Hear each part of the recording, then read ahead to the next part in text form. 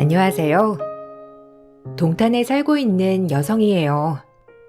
제 나이 32에 결혼을 했고 행복한 가정을 꾸리겠지라는 예상과는 다르게 제 인생이 흘러갔어요.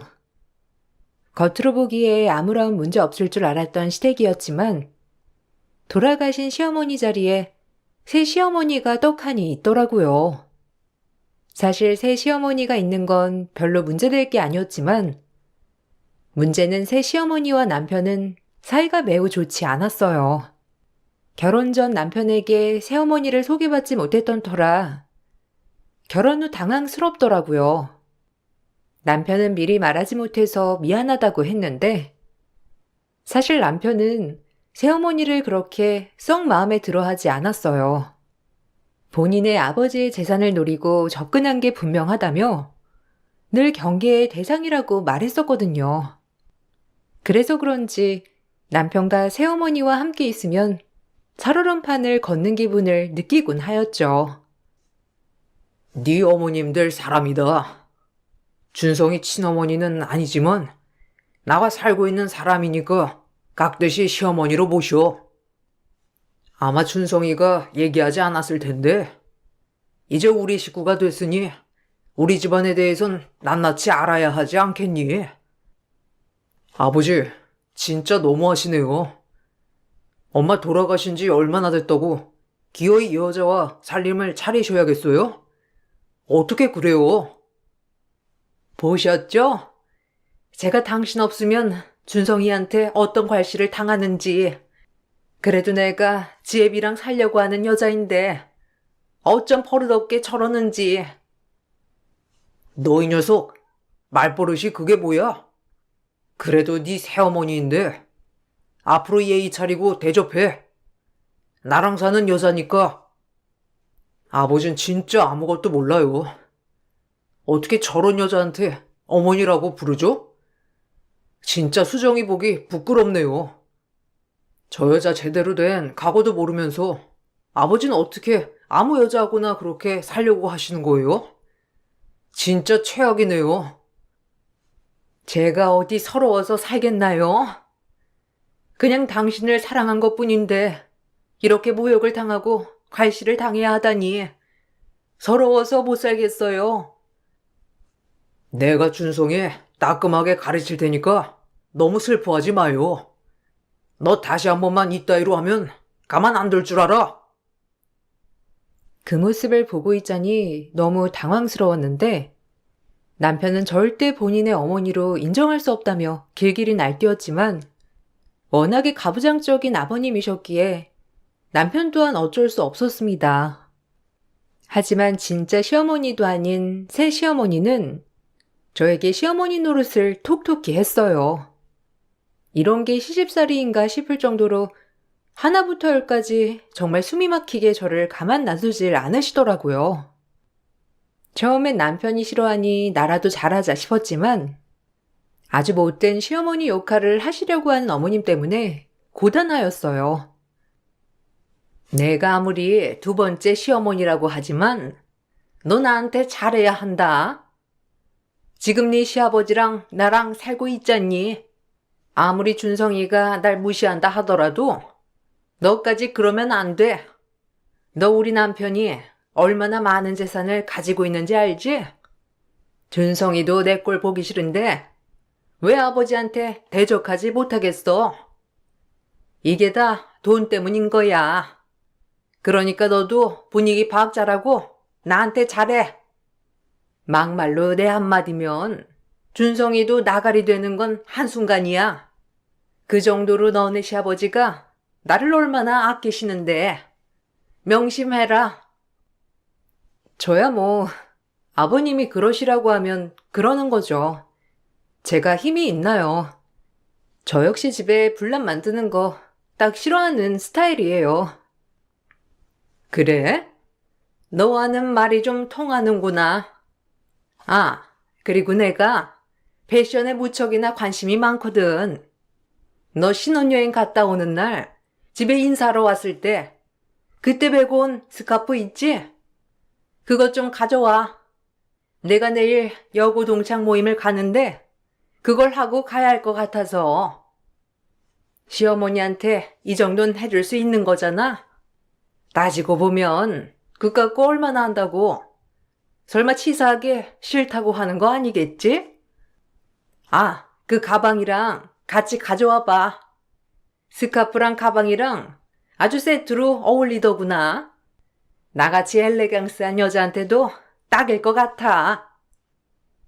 사실 시어머니든 아니든 저한테 중요한 부분은 아니었습니다. 어차피 시아버지와 살고 있는 분위기도 했고, 저 역시 저에게 피해만 끼치지 않는다면 굳이 나쁘게 대할 필요는 없었죠. 가뜩이나 당황스러운데 분란을 만들고 싶지 않았거든요. 하지만 시어머니는 제가 하고 온 모든 것들을 다 샘내하며 본인이 가지기를 원하셨고, 그럴 때마다 정말 난감했어요. 매번 안 된다고 거절할 수도 없는 노릇이었고, 그렇다고 매번 시어머니의 비율을 맞추기란 힘들다고 생각이 들었어요. 아, 그 스카프요? 제 생일에 친구들이 선물해 준 거라서 좀 그런데. 혹시 괜찮으시면 제가 하나 사다 드릴게요. 너, 날 그지 취급해? 너도 지금 내가 첩이라고 무시하는 거야? 아니, 그거 좀 시어머니가 달라고 하는데, 그걸 거절해? 아니요, 오해세요. 거절이 아니라 차라리 하나 사다 드린다고 한 건데. 왜 그렇게 받아들이시는 거예요? 언짢게 생각 마세요. 그게 그거지. 싫다는 거 우회적으로 돌린 거 아니야? 내가 준성이 진짜 엄마였어도 그랬을 거냐? 아주 영악하네. 준성이가 날 무시한다고 너까지 게 날 무시해? 나 네 시아버지랑 살고 있는 여자야. 네 시아버지 내 말 한마디면 준성이고 뭐고 다 손절하실 분이라고. 알겠니? 정신 똑바로 차리고 나한테 어떻게 해야 하는지 잘 파악해봐야 할 거다. 내가 그런 건 못 참거든. 그때부터 제가 시어머니를 생각하는 마음은 완전히 바뀌었습니다. 그냥 잘 지내보자라는 마음에서 경계 대상으로 바뀌었거든요. 하지만 시어머니가 더 저를 마음대로 부르신 데에는 이유가 있더라고요. 나이가 50이 다 되어서 아버님 아이를 임신했던 것이었어요. 남편과 전 경악스러웠고 아버님도 난감해하긴 마찬가지였지만 그래도 본인의 핏줄이니 허허 되더라고요. 아버지의 아이를 임신하고 나니 저에게 더욱 시어머니 행세를 하는 모습을 보니 앞으로의 앞날이 그려지는 것 같았어요. 제가 아주 떡두꺼비 같은 아이를 낳아드릴 테니 여보 걱정 마세요. 그래도 이렇게 몸만 부대끼고 사는 것보다 저희 사이에 아이가 있다면 저희가 더 돈독해지지 않겠어요? 나중에 준성이가 절 어떻게 대할지 뻔히 아는데 저도 제 편 하나 듬직하니 낳아야죠. 그러니까 나이는 많고 노산이지만 어떻게 해서든지 건강하게 출산할게요, 여보. 너무 고민하지 마세요. 아니, 그래도 당신 나이도 있고 사실 아이들 보기도 부끄럽잖소. 한두 살 먹은 애도 아니고 또 준성이 저도 있는데.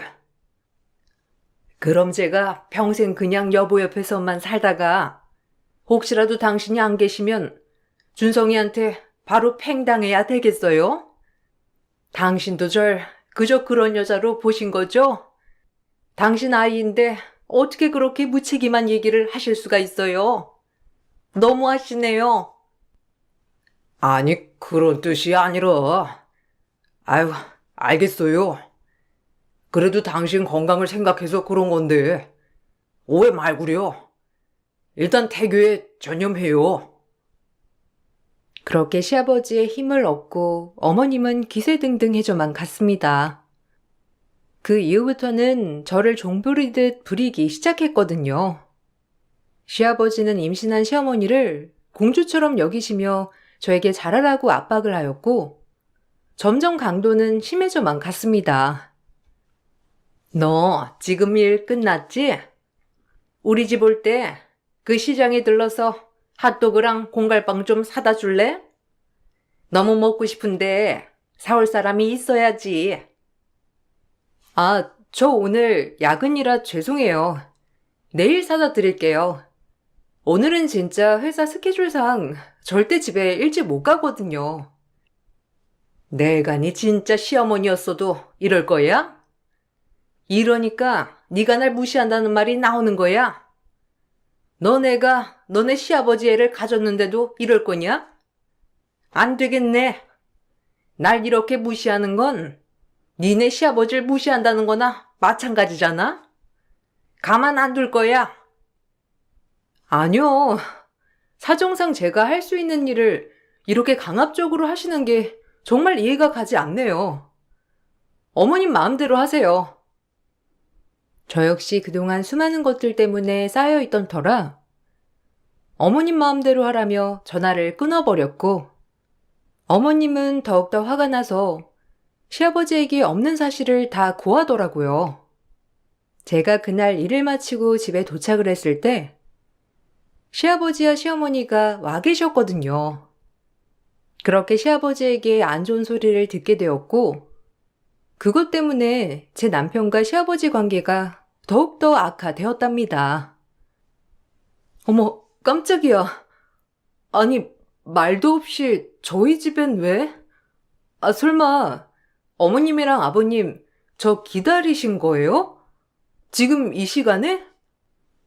너 그렇게 안 봤는데 어떻게 니네 시엠을 가차없이 무시할 수가 있어? 그건 날 무시하는 거다.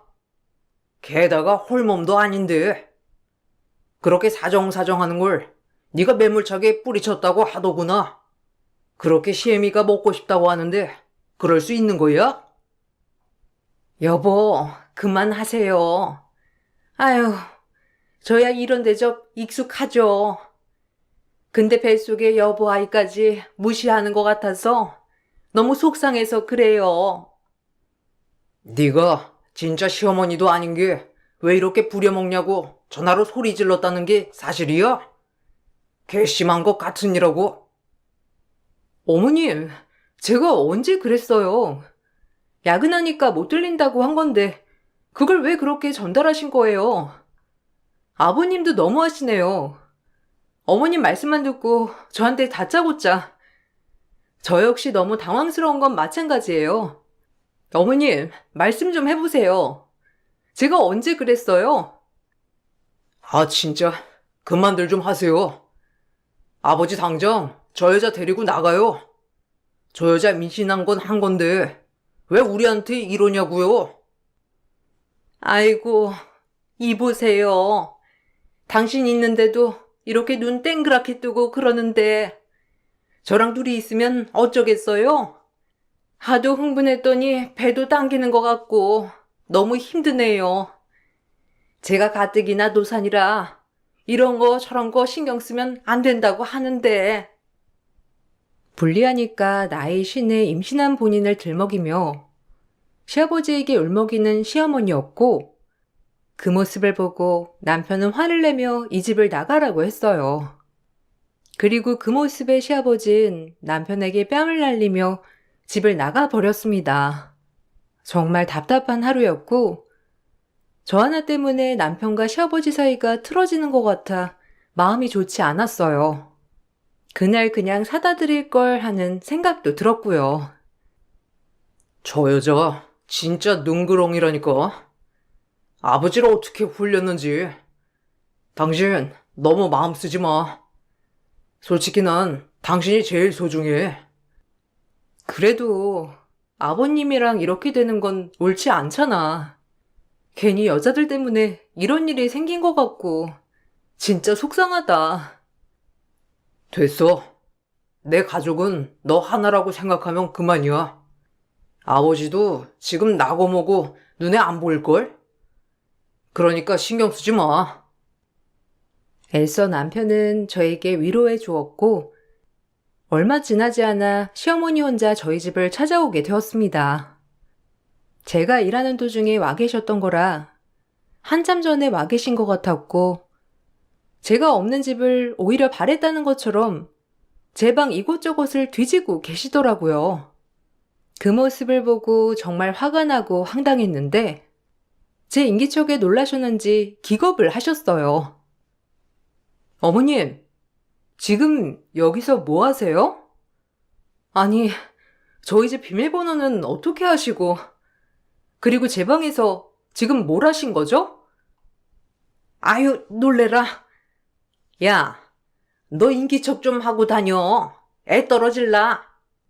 아, 다름이 아니라 너한테 훈계 말씀 하나 전하러 왔다. 비밀번호야, 너네 시아버지가 알고 있잖니.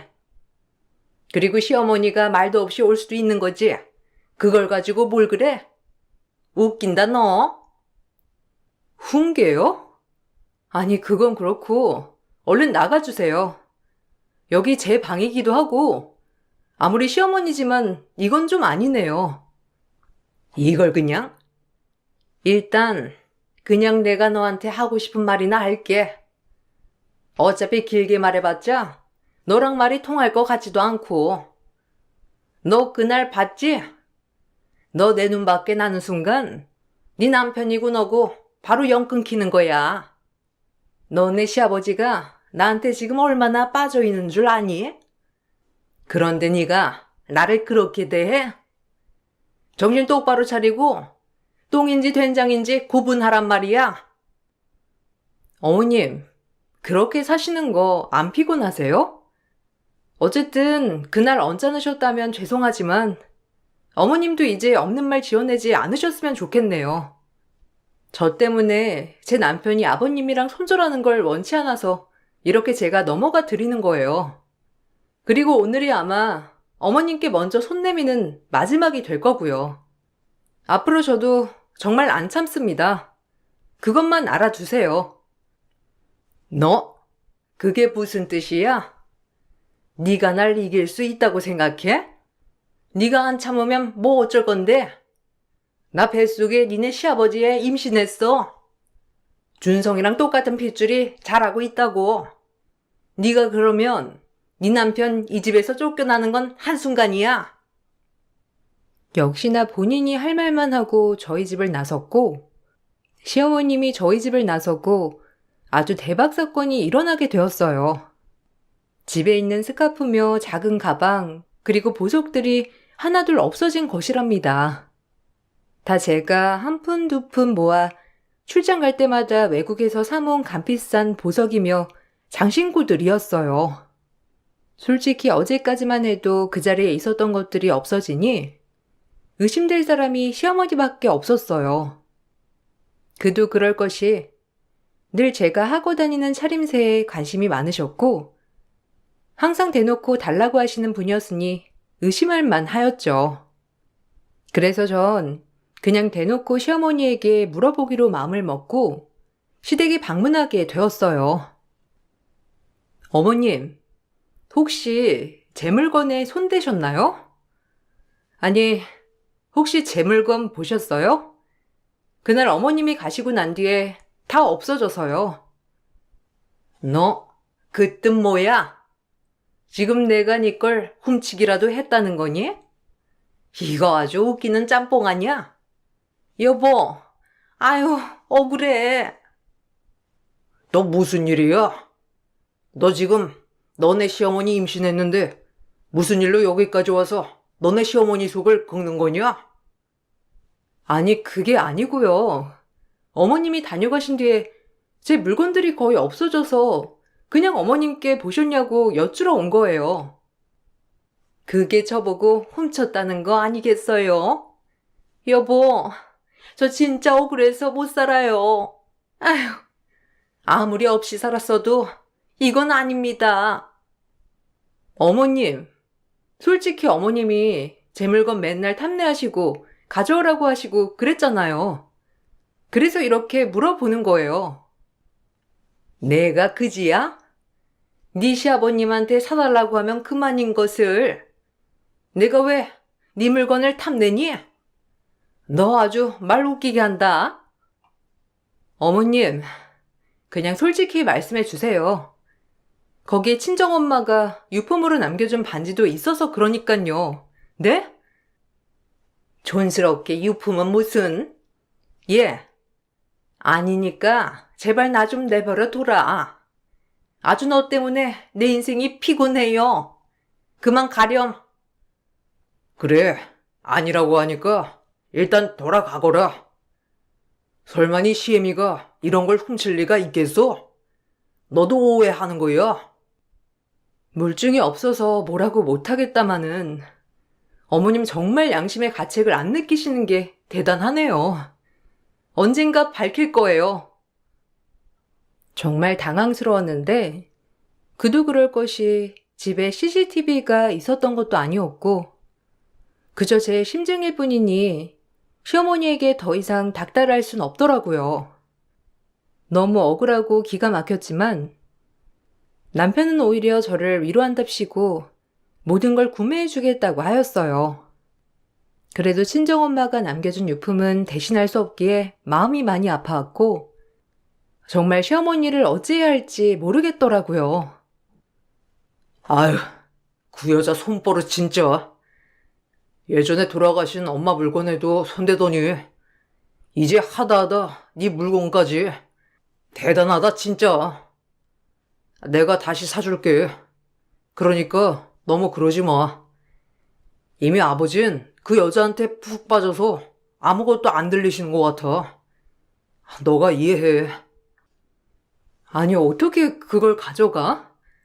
어쩐지 나 일 갈 때 우리 집에 와 있더라니. 솔직히 의심을 안 하려야 안 할 수가 없잖아. 자기한테 이렇게 하소연하면 뭐해? 어차피 그 여자가 길길이 아니라고 하는 걸. 거기에 우리 돌아가신 친정엄마가 준 다이아 반지도 있는데 진짜 너무 화난다.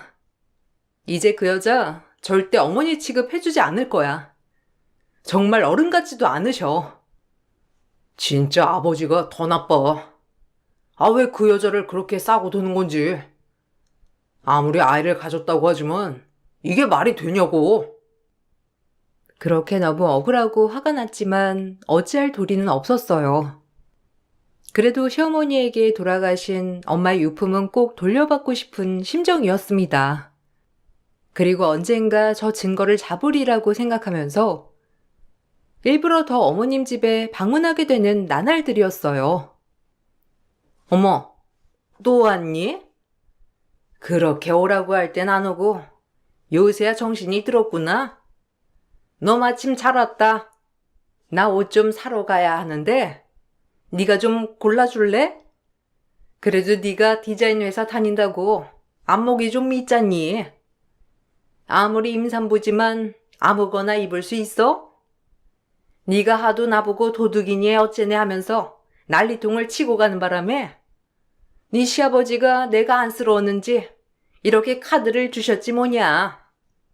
이제 알겠지? 네 시아버지는 나한테 빠져도 단단히 빠져 있다는 걸. 그러니까 네가 어떻게 해야 하는지 알겠지? 어머님, 지금 막달인데 거동 괜찮으세요? 저야 뭐 괜찮지만 어머님 무리하시면 안 될 것 같은데 안 그런가요? 그리고 그땐 저도 흥분을 해서 어머님께 막말한 거 죄송해요. 그렇지만 어머님도 저에게 솔직해 주셨으면 좋겠습니다.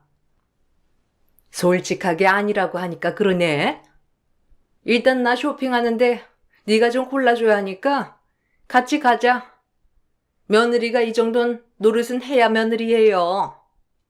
그리고 임신했어도 거동 괜찮아. 네가 날 보필할 건데 뭐. 그러니까 얼른 카드 쓰러 가야지. 가자. 그렇게 시어머니 손에 이끌려 신둥이 가진 시모와 외출을 나가게 되었어요. 마음 같아선 지금 이 기회에 집안을 샅샅이 뒤져 반지를 찾고 싶었지만 그래도 만삭의 몸이니 미운 건 있고 어머님을 따라 이리저리 쇼핑을 하게 되었어요. 쇼핑을 하면서 어머님께 솔직하게 물어 반지만은 받고 싶은 마음이 있었지만 한사코 아니라고 하길래 저 역시 때를 엿보고 있었습니다. 그런데 갑작스럽게 어머님이 주저앉게 되었고 뒤이어 고래고래 소리를 지르시더라고요. 아이를 낳아본 적이 없는 전 당황스러웠는데 이런 게 말로만 듣던 진통인가 하면서 심장이 쿵쾅대기 시작했고 얼른 구급차를 불러 어머님을 태워야겠다고 생각했어요. 아이고, 예, 응급차 좀 불러라. 나 지금 배가 너무 아프거든. 예정일 3주나 남았는데 이게 무슨 일이야? 얼른 불러. 어머, 괜찮으세요? 아니, 이렇게 갑자기. 어머님, 저 좀 잡아보세요. 일어나실 수 있으시겠어요? 진짜 어쩐담? 시모에게 갑작스러운 진통이 오게 되었고 그 길로 구급차를 불러 병원으로 향했어요. 그리고 몇 시간의 진통 끝에 어머님은 나이가 있는데도 불구하고 자연분만으로 아이를 낳게 되었습니다. 그리고 수술실 밖엔 저와 제가 연락한 시아버지가 어머님을 기다리고 있었어요.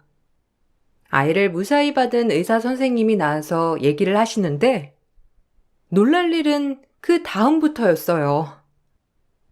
노산의 고령이라 너무 걱정했는데 출산은 자연분만으로 아주 잘 마쳤습니다. 그런데 아이를 낳은 건 낳은 건데 뭘 드셨는지 뱃속에 이런 게 있더라고요. 미처 급한 자연분만이라 관장을 하지 못해서요. 여기 들어오셔서 이것 좀 보세요. 의료진 따라 수술실에 들어선 순간 충격적 실체에 전 이성을 잃고 말았어요. 의사 선생님이 가르친 것은 어머님이 아이를 낳다 너무 힘을 준 나머지 뱃속에 있는 것들까지 같이 나오게 되었는데 그 중에 하나는 제 친정엄마가 물려준 다이아몬드 반지였습니다.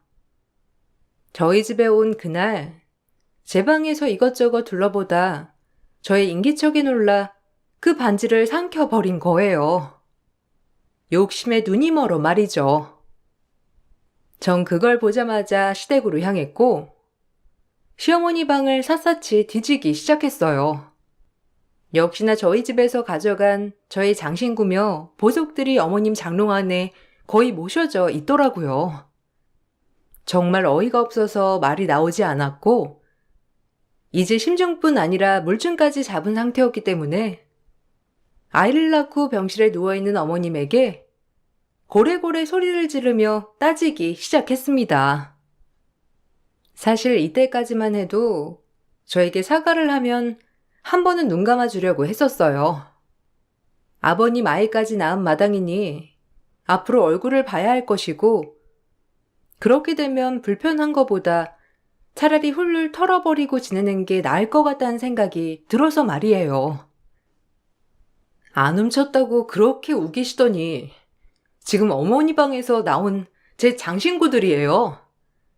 다른 건 그렇다 쳐도 제 친정어머니 유품까지 어떻게 가져가실 수가 있어요? 아이를 가지신 분이 도둑질을 하다니 애가 뭘 배우겠어요? 어이없네요. 너 내 방을 뒤졌다는 거냐? 이걸 확 그냥? 시애미가 네 물건 좀 빌려다 쓸 수도 있지.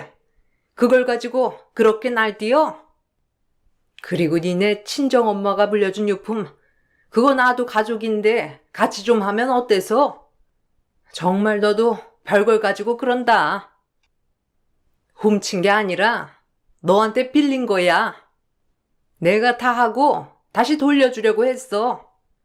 작은 거 하나 가지고 그러지 좀 마라. 나 몸 풀어야 돼. 네가 애를 낳아보길 했어? 어디 시어머니 애 낳은데 쫓아와가지고 따져대? 여보, 얘 예의 없는 것 좀 보세요. 진절머리 난다니깐요. 아니, 새아기 말이 진짜야? 당신 그렇게 안 가져갔다고 하더니 당신이 가져간 거였어? 아니 이게 어떻게 된 거야? 훔쳤으면 어서 사과하고 다신 안 그러겠다고 해요. 아니, 그리고 뭐가 아쉽다고 새아기 물건을 훔치는 거야? 여보, 저 지금 애 낳은 지 얼마 되지도 않았는데 이러실래요? 아직 이틀밖에 안 지났다고요. 저 좀 내버려 둬요. 당신 닮은 떡두꺼비 같은 아들을 낳아줬는데 당신까지 이러면 저보고 어쩌라는 거예요? 속상해서 눈물이 다 나네요. 그리고 제가 임신 중이라 호르몬 때문에 그렇게 한 것을 왜 이해를 못하시고 며느리 편에 서서 저를 다그치시는 거예요? 이건 옳고 그름의 문제잖소. 그러니 당연히 잘잘못을 따져야지. 새아기한테 정식으로 사과했으면 좋겠어요. 시아버지도 당황해서 시어머니에게 캐묻는 순간 더 반전이 있었습니다. 끝까지 본인 잘못이 없다고 계속 우기는 시어머니였고 그 모습을 보면서 저는 무슨 이런 사람이 다 있을까 싶었어요. 그런데 그때 남편이 병실문을 박차고 들어왔고 그 이후 종이 한 장을 시어머니 얼굴에 집어 던졌습니다. 그리고 그 종이는 시아버지와 새로 태어난 아가의 친자 검사를 한 종이었어요. 처음부터 새어머니가 마음에 안 들었던 남편이었고 우연히 밤에 시댁이 방문할 때 대문 앞에서 웬 외간 남자와 쏙닥거리는 시어머니를 보고 계속 의심을 하고 있었던 거예요. 그리고 그 의심으로 남편은 시어머니 몰래 아이가 태어나자마자 친자 확인 검사를 요청한 것이었습니다. 그리고 이 모든 사실을 아버님께 상의하여 일을 진행시킨 것이었고 친부인 아버님의 동의도 있었던 거였어요. 아버님 또한 시어머니와 혼인 생활 중 나름 의심스러운 것들이 여러 가지 있어서 조금은 혹시라는 생각을 가지고 있었다고 했어요. 그리고 결과는 역시나 아버님과 친자가 아닐 확률이 높게 나왔어요. 아버님은 그걸 보자마자 충격으로 잠깐 기절을 하셨고 남편과 전 이 여자를 어떻게 해야 할까 고민이 되었습니다. 정말 인간이기를 포기한 사람 같았거든요. 역시 그럴 줄 알았어요. 딱 봐도 우리 집에 돈을 보고 들어온 게 확실했었죠. 당신 이거 다 사기죄야. 알아? 아니, 너 감히 나 몰래 친자 검사를 내? 내가 널 사전에 니네 아빠한테 얘기해서 절연을 시켰어야 하는 건데 언젠간 네가 화근이 될 줄 알았어 아주. 너네 아빠랑 나랑 무슨 일이 있으면 아주 내가 너 가만 안 둘 줄 알아. 그놈의 남 탓 좀 그만하세요. 본인이 훔치고 본인이 사기치고 왜 남의 탓을 하나요? 일이 이렇게 된 이상 본인이 벌 받을 거 달게 받으시고 제발 뉘우치세요. 아기 낳고 부끄럽지도 않으신가요? 어떻게 아이를 낳고 그런 행동을 하는지. 내가 호르몬 때문에 그런 거라니까. 누가 훔치고 싶어서 훔쳤대? 나 너네 아버지랑 틀어지면 니들 가만 안 둬. 끝까지 부자인 아버님을 놓진 않으려 하네요. 인생 그렇게 살고 싶나 싶은 게 이젠 안쓰러워지려고까지 해요. 네가 뭔데 날 안쓰러워해? 니까지 있게. 난 니네 시아버지 만나. 이제 인생 완전히 바뀐 여자라고. 그건 착각이죠. 이제 버림받고 벌받을 건데 아직까지 당신이 아버님이랑 그렇고 그런 사이인 줄 착각하면 안 된다고요. 시어머니는 오히려 큰 소리를 치셨는데 너무 당황스러워서 기가 막히더라고요. 그리고 정신이 든 시아버지는 시어머니를 사기죄로 고소하였고 저 역시 시어머니를 절도죄로 고소하였습니다. 다행히 시아버지와 시어머니는 아이가 태어나기 전까지 혼인신고가 되어 있지 않은 상태였기 때문에 이혼 소송은 하지 않았어요. 시어머니는 아이를 빌미로 시아버지와 혼인신고를 하려 했고 나중에 아버님의 재산 중 일부를 본인이 취할 속셈을 했던 거죠. 아버님은 사기죄와 위자료 소송을 하였는데 시어머니의 과거 행적을 캐고 더욱더 놀랄 일이 있었어요. 알고 보니 시어머니의 전남편과 깨끗이 정리가 되지 않았던 거였고, 전남편이랑 저희 아버님의 재산을 꿀꺽하려고 작당 모의를 했다고 하더라고요. 그렇게 시어머니는 법의 심판을 받게 되었고, 뿐만 아니라 시어머님의 전남편도 같이 작당 모의를 한 것이었기 때문에 같이 사기죄로 심판을 받을 수가 있었습니다. 내가 그렇게 허술한 호랍인 줄 알았지? 아무리 우리 아들이 믿을 종자가 못 된다고 했지만 그래도 당신을 믿었는데 뱃속 아이도 내 아이면 내가 책임지려 했는데 당신은 믿을 종자가 못 되었어. 이제 법이 알아서 해결해 줄 거야. 늦은 나이에 만나 그래도 평생의 반려자라고 생각해서 잘해주려 했건만 당신은 내 돈을 보고 접근한 거였어. 여보, 미안해요, 정말. 아니, 내가 한순간에 실수한 거지. 정말 당신을 사랑했다고요. 그러니까 용서해 주세요. 한 번만요. 그리고 전 남편에게 압박을 받은 거였어요. 제가 사랑했던 건 당신이라고요. 아시잖아요. 제가 얼마나 잘했는지 이해해줘요. 그런데 전 남편과의 사이에서 애를 가져? 그게 말이 된다고 생각해? 아주 주책 바가지들이 따로 없지. 나 역시 주책이다 싶었지만 사기를 치려고 하면서 그렇게 주책을 떨어댄 당신들이 어마무시하게 웃긴다는 것만 알아두고 두고 보라고. 도둑질에 남의 마음 먹고 아버님을 홀리기까지. 정말 당신은 양심이란 게 있는지 모르겠네요. 벌 달게 받으세요. 그리고 앞으로는 남의 것을 탐내지 좀 마세요. 본인한테 그렇게 자신이 없으세요? 나이 50이나 먹고선 그러고 살고 싶나? 당신이 낳은 아이만 불쌍하네요. 태어나 보니 엄마 아빠는 사기꾼에 이제 엄마는 깜빵에 가야 하다니 너무 안타깝네요. 깜빵을 가긴 누가 가? 내가? 절대 안 가지. 니네 시아버지가 날 버릴 수 있을 것 같아? 여보, 아니라고 해줘요, 제발. 시어머니는 법을 어긴 대가를 톡톡히 치르셨어요. 제 물건을 훔친 것은 절도죄에 해당이 됐고, 저희 시아버지에게는 혼인 빙자를 했기 때문에 사기죄로 고소를 당하셨죠. 그리고 어머님은 몸을 풀고 채 1년도 되기도 전에 징역 3년을 받으시고 어머님의 전남편은 불구속 입건으로 벌금형을 맞았답니다. 한 집안을 풍비박산 내려고 한 사람들에 비해 벌이 약하다고 생각했지만 아마 아이를 낳고 아이와 떨어져야 하는 것도 가장 큰 벌이라고 생각합니다. 그 뒤로는 소식을 모르고 지내고 있어요. 남편과 아버님은 그때 이후로 대면대면하게 지내며 아직까지 어색함을 유지하고 있지만 제가 그 뒤 아이를 가져 손주를 낳아드렸기 때문에 아이 때문에 왕래는 하고 지내요.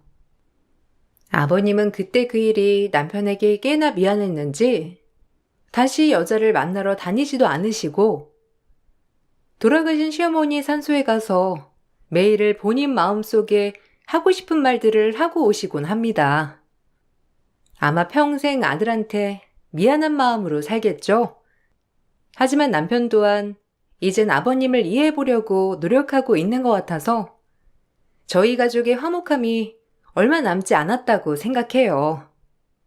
한 여자로 인해 집안이 풍비박산 날 뻔했지만 가까스로 위기를 탈출해 여기까지 오게 되었네요. 앞으로 남은 인생 지금처럼만 밝고 행복하게 지냈으면 좋겠다는 마음으로 글을 마칠게요. 제 글을 들어주셔서 감사드리고 여러분들 앞날엔 좋은 일만 있으시길 기원할게요.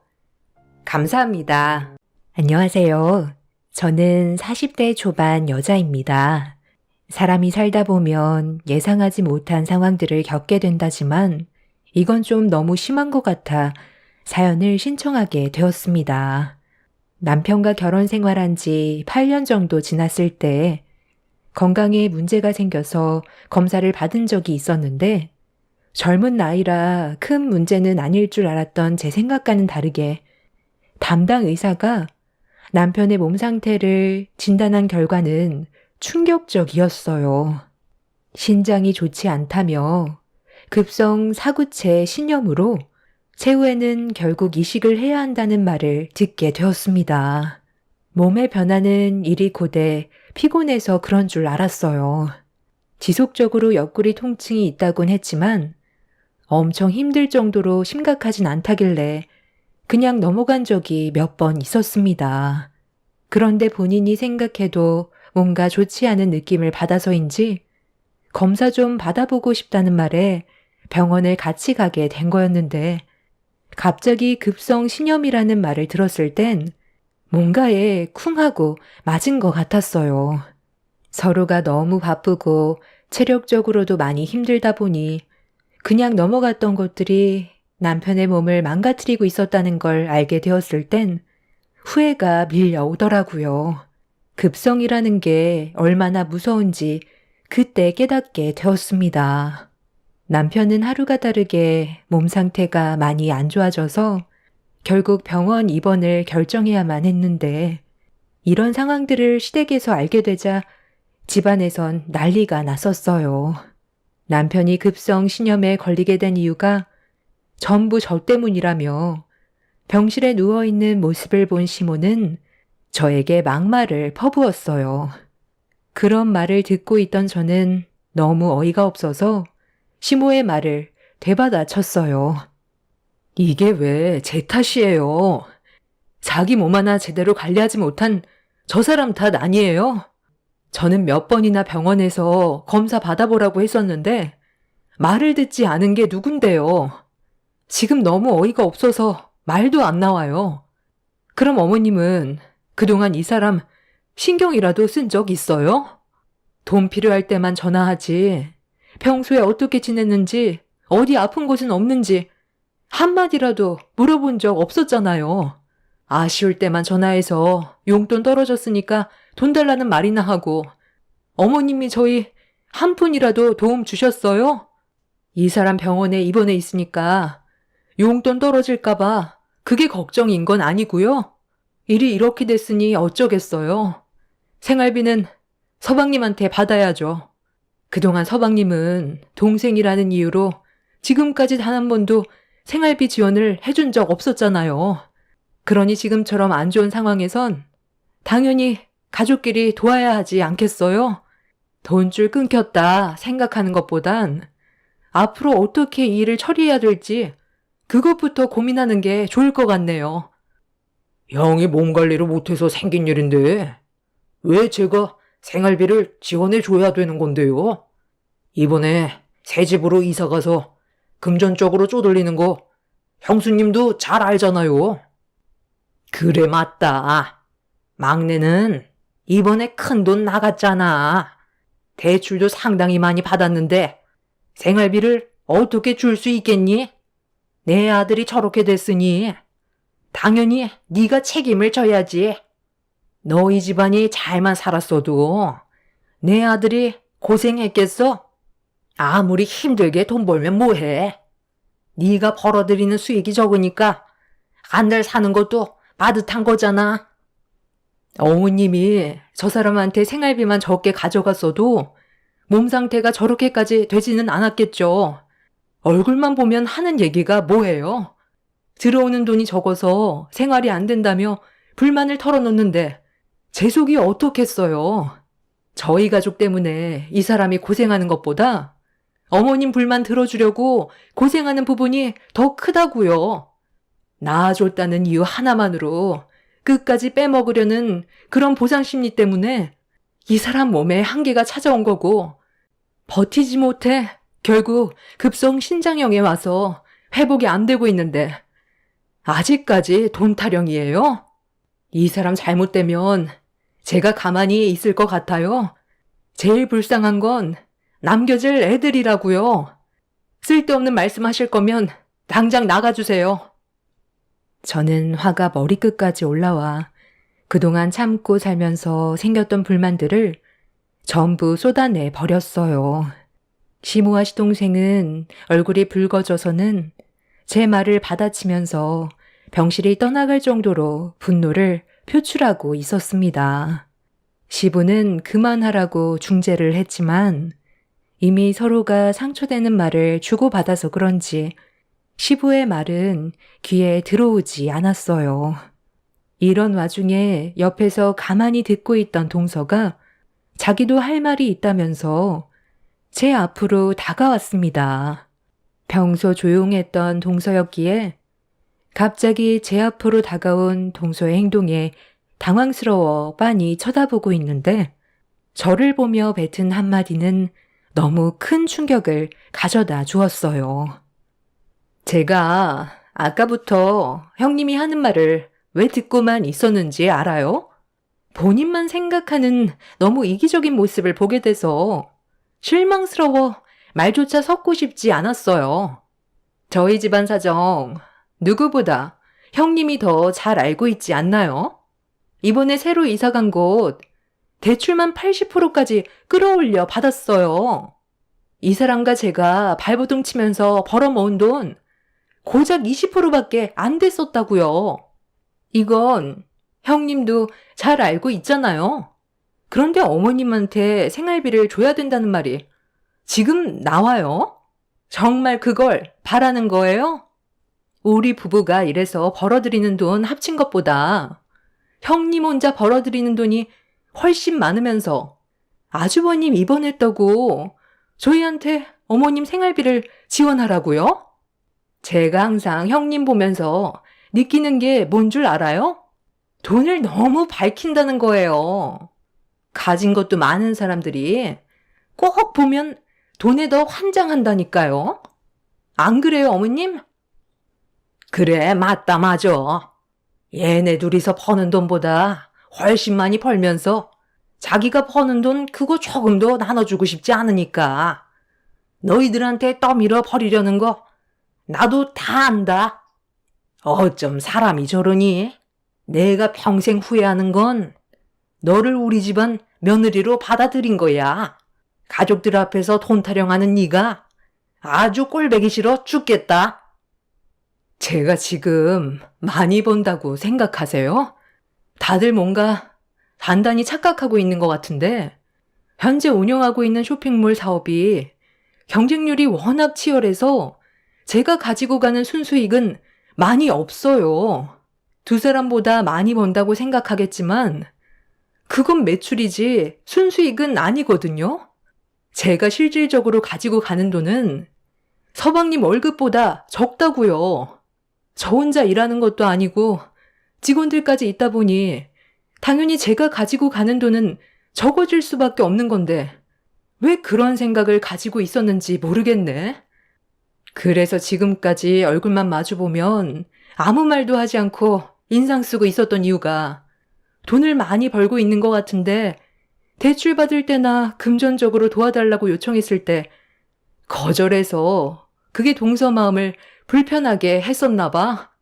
그렇다고 전반적인 생활에 대해 내가 전부 다 설명할 수는 없잖아. 아, 그만 떠들고 이제 그만 안정해야 되니까 이제 그만 나가요. 쇼핑몰 사업을 운영하고는 있지만 요즘 너무 경쟁률이 치열하다 보니 벌어들이는 수익이 그리 많지는 않았어요. 동네 시내거리에 판매하는 의류 매장보다 더 매출이 안 나와서 걱정이 정말 많았었지만 그래도 입에 풀칠할 정도까지는 되니까 버티면서 하고 있던 사업이었는데 동서내외는 제가 버는 매출이 진짜 금액인 줄 알고 있었던 것 같아 보였습니다. 사업을 해본 적이 없으니 당연히 매출과 순수익에 대해 착각할 수 있기 때문에 대화해봤자 제 입만 아파서 개념 없는 동서내외를 밖으로 내쫓아 버렸습니다. 뒤이어 시부를 밖으로 내보낸 뒤 시무와 얼굴을 마주했는데 자기 몸에 털끝 하나 건들지 말라면서 밖으로 나갔습니다.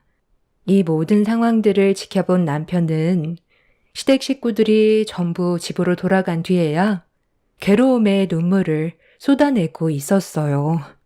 사태가 얼마나 심각한지 가족들은 전혀 인지하지 못하고 있었습니다. 하루가 다르게 변해가고 있는 남편은 이미 본인의 몸 상태가 회복되기 힘들다는 걸 받아들이고 있었는지 마지막 순간을 준비하려 했어요. 의사는 저를 따로 불러 신장 이식이 이루어지지 않는다면 앞으로 회복하기에는 힘들 것 같다고 가족들과 진지하게 상의해 보는 게 좋을 것 같다며 신장 이식에 대해 저를 보며 조심스럽게 대화를 이끌어 나갔습니다. 저와 시댁 식구들이 한바탕 하고 난 이후 병원엔 단 한 번도 찾아오지 않았던 시댁 식구들의 얼굴을 보려고 시댁에 들렸어요.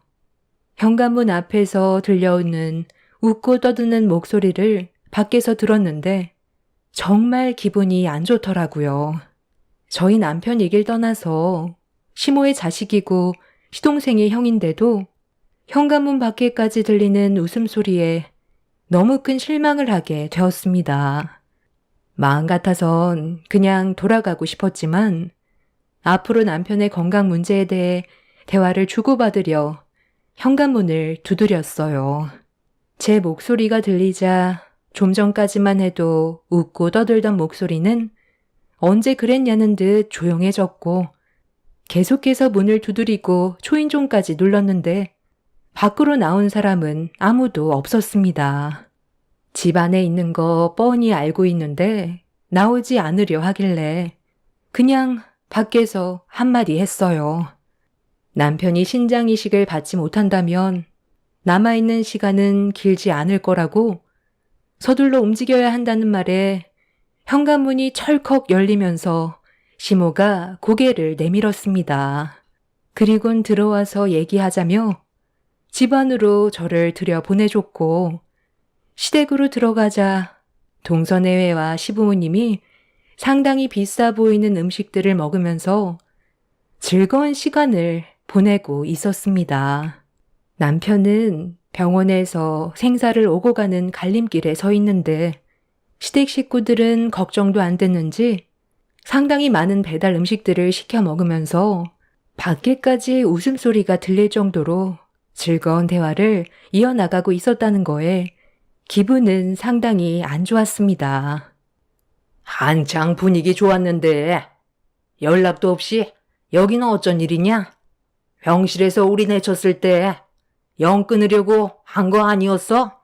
별로 대화하고 싶지도 않은데 용건이 뭐야? 그이가 지금 상당히 안 좋아요.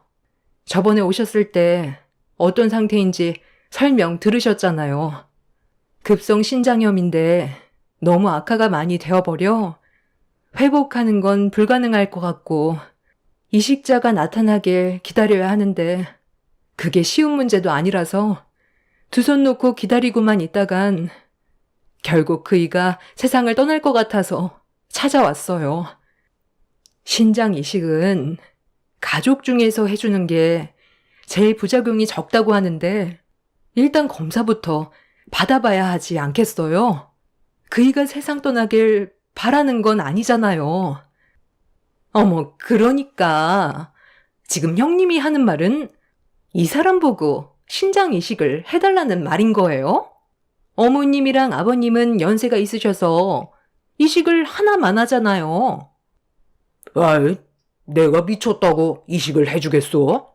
당신이랑 애들이 있는데 괜히 내 신장 떼어줬다가 나한테까지 문제가 생기면 어떡해? 방금 한 말 못 들은 걸로 할 테니까 그만 나가주세요. 어차피 세상 떠나게 될 수밖에 없는 거면 그냥 현실을 받아들여요. 왜 멀쩡하게 잘 살고 있는 우리들한테까지 피해를 주려는 건데요? 가족이라면서요. 그이한테 도움받을 땐 뭐라고 했어요? 가족들끼리는 당연히 서로 도와줘야 한다고 돈 빌려갈 땐 언제고 막상 도움이 필요해서 손을 벌렸는데 조금의 고민도 하지 않고 매몰차게 뿌리쳐요? 정말 너무들 하네요. 그이가 이런 말을 들었다면 얼마나 마음 아파하겠어요? 정말 도와줄 생각 조금도 없는 거예요? 그이가 그냥 세상 떠나길 바라는 거냐고요? 어머님, 아버님도 신장 이식 가능하다고 했어요. 그러니까 진지하게 생각해 주세요. 내 신장은 이미 너무 노후돼서 하나만 하다. 차라리 그냥 너 걸 떼주는 게 어떻겠니? 가족 걸 해야 부작용이 많이 없다곤 하지만 너한테 달려있는 거 떼어줘도 그게 상관없다는 말이잖아. 그럼 그냥 네가 신장 이식 해줘라. 그게 제일 좋지 않겠어? 내 아들을 진심으로 사랑해서 결혼했으면 그 정도는 아무것도 아니잖아. 그러니까요. 본인 걸 떼어주면 되는 거지. 왜 남의 가정까지 무너뜨리려 하는지 몰라요. 어머님, 저희 먼저 돌아갈게요. 기분 잡쳐서 음식 넘어가지도 않겠어요. 이식도 마음에서 우러나야 하는 거지. 형이 나한테 뭘 얼마나 잘해줬다고 내 신체의 일부를 떼어달라고 해? 집 살 때 돈 좀 빌려달라고 하니까 쥐꼬리만큼 쥐어주고 내 인생에 실질적인 도움을 준 적은 단 한 번도 없었으면서 신장은 받고 싶대요? 있는 거 다 퍼줬어도 해줄까 말까인데 제가 미쳤어요? 이래서 주는 사람 마음 모른다고. 받는 사람 입장에선 서방님한테 줬던 그 돈이 얼마나 힘들게 벌어모은 돈인지 모르나 본데요. 그 돈 잘 시간 줄여가면서 대리운전으로 벌었던 돈들이었어요. 우리도 좀 더 넓은 집으로 이사를 가야 하는 상황인데도 그이는 서방님이 동생이란 이유 하나로 몇 년간 힘들게 모았던 돈을 고민도 하지 않고 지어준 거라고요. 그 돈조차 없어서 빌렸으면 감사하게 생각을 해야지. 지금 빌려준 돈이 적었다고 불만을 터뜨리는 거예요? 그럼 그냥 전부 다 되돌려 받는 게 좋겠네요. 감사한 줄 모르는데 도와줄 필요 전혀 없죠. 당연하게 생각하는 당신들 때문에 그이가 제일 많은 피해를 봤다고. 여기서 불만 터뜨려봤자 해결되는 거 하나 없다. 집안 분위기 망치지 말고 그만 돌아가라. 그리고 이런 문제로 찾아올 거면 다시는 문도 두드리지 마. 시모는 저를 강하게 밀치면서 밖으로 내쫓았어요. 부모라는 사람들이 자기 아들이 세상을 떠날 정도로 몸 상태가 안 좋다는데도 눈 하나 깜빡하지 않고 동선회에만 챙기고 있었습니다. 시댁 식구들에게 너무 큰 실망을 하게 된 저는 두 번 다시는 얼굴조차 보고 싶지 않아 아무 연락도 하지 않았습니다. 병실에 누워있는 남편의 건강을 하루빨리 되찾기 위해서는 신장 이식자를 더는 기다릴 수가 없었기 때문에 제가 이식하겠다고 결정을 지었습니다. 부모님은 제가 남편한테 신장 하나를 떼어준다고 하자 경악을 하면서 완강하게 거부를 하셨어요. 만에 하나 잘못되기라도 했다가 돌이킬 수 없는 결과로 이어지게 될까봐 부모님은 걱정을 하셨습니다. 하지만 앞으로 남편과 함께할 시간이 아직 많이 남아있고 아이들도 남편이 하루빨리 회복되길 간절히 바라고 있어서 더는 지체할 수가 없었습니다. 그렇게 단호하게 신장 이식을 결정한 뒤 병원에서 여러 가지 검사를 받고 나서 모든 준비가 끝이 났을 때 마지막으로 남편과 수술 잘 끝내서 다시 만나자는 말을 끝으로 저희 부부는 동시에 수술실로 들어가게 되었습니다. 상당히 떨리는 순간이었지만 어느 순간부터 기억이 나지 않았어요. 얼마의 시간이 지났는지 마취에 깨서 눈을 뜨게 됐는데 수술실이 아닌 병실로 옮겨져 있는 상태였습니다. 몽롱한 상태라 속이 울렁거렸고 천천히 고개를 돌려 상황 파악을 하고 있던 그 순간 갑자기 제 얼굴을 향해 알 수 없는 물건으로 사정없이 내려쳤어요. 온몸에 힘이 없고 마취가 덜 풀린 상태라 당황해하고 있었는데 저와 눈이 마주친 건 저희 부모님도 아닌 시모였고 저를 내려보면서 하는 말에 상당한 충격을 받았습니다. 너만 없어도 우리 집안 행복하게 살 수 있다. 이제 그만 내 아들 놔주고 각자 갈 길 가라. 신장 그거 하나 떼줬다고 해서 달라지는 거 아무것도 없으니까 내 아들 발목 잡지 말고 여기에다가 사인해라. 저번에 네가 우리 집에서 한바탕하고 돌아갔을 때 가족들과 진지하게 대화를 나눴었거든. 그런데 하나같이 결론이 뭐였는지 알아? 너를 우리 집안 식구로 받아들이지 않겠다는 의견으로 모두 만장일치 결정을 내렸었다. 너 하나가 우리들을 얼마나 힘들게 하는지 알아? 회복하는 대로 내 아들과 이혼해라. 나는 순종적인 며느리를 원하지. 너처럼 기세고 성격 고약한 그런 며느리 원했던 거 아니다. 내 말 무슨 뜻인지 알아들어? 시모는 이혼장으로 제 얼굴을 향해 수차례 휘두르면서 자기 아들 발목 잡지 말라고 한바탕 난리를 쳤어요. 저는 마취가 덜 풀려 시모가 무슨 말을 하는지 전부 다 정확하게 듣지 못했지만 얼굴을 향해 서류를 휘두른 시모를 절대 용서하고 싶지 않았어요. 환자에게 저지른 행동은 명백히 법적 처벌을 받게 될 행동들이었습니다. 지금 뭐 하시는 겁니까?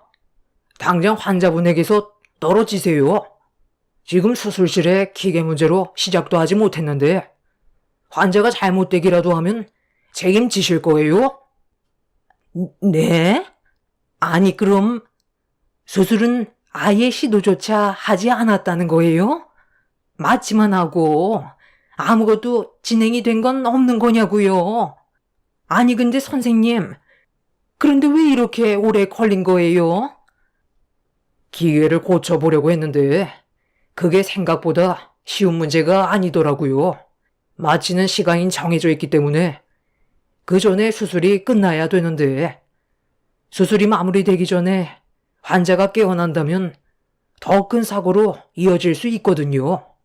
그 전에 추가적인 마취를 한다 해도 그건 또한 환자의 몸에는 엄청난 부담으로 올 수 있으니 수술실에 있는 기계를 정상적으로 수리를 본 뒤에 다시 수술하기로 결정을 하게 되었습니다. 그런데 마취에서 덜 풀린 환자한테 이게 뭐 하는 짓입니까?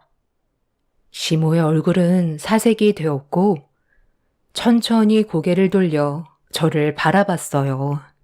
제가 남편한테 신장 이식을 끝내면 저를 내칠 생각을 가지고 있었다는 거에 너무 큰 충격으로 다가와 분노가 가라앉지 않았어요.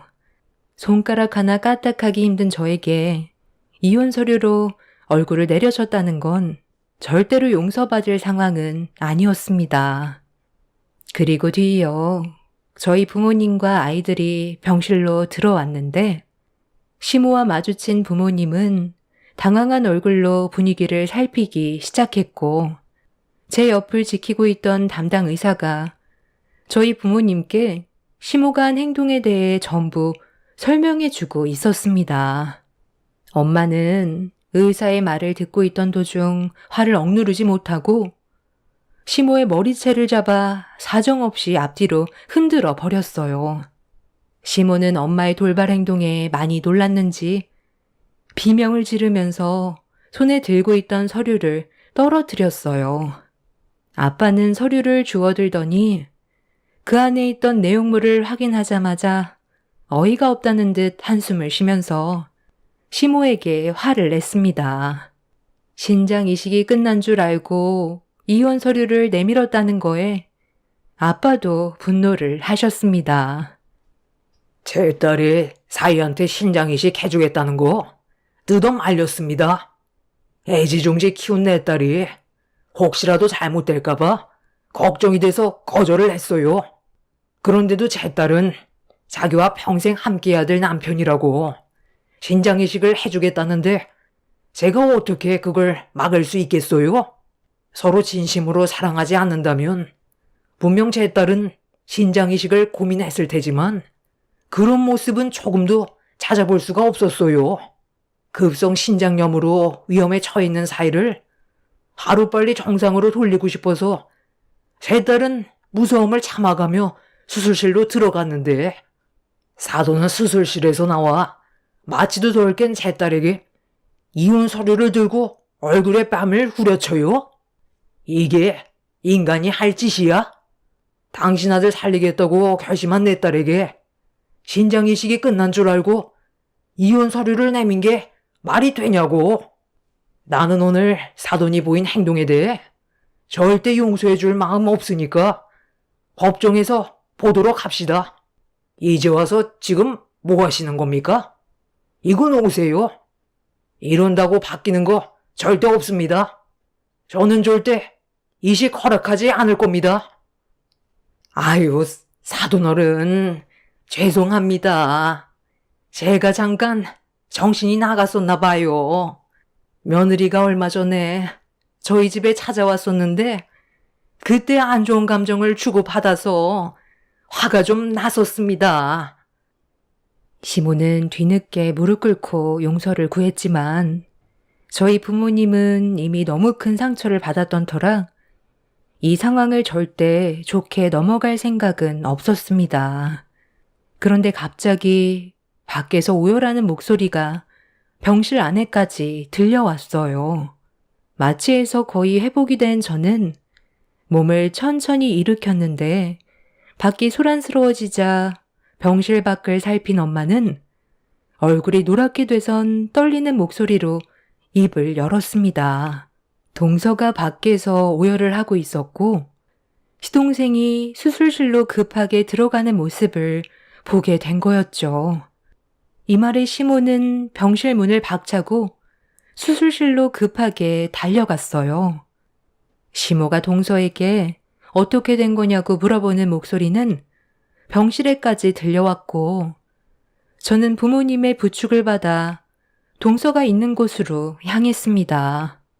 동서는 눈물을 쏟아내면서 어떻게 된 상황인지 설명을 해줬어요. 말을 제대로 이어나가지 못하는 동서의 말을 듣던 시모는 결국 실신을 하게 되었습니다.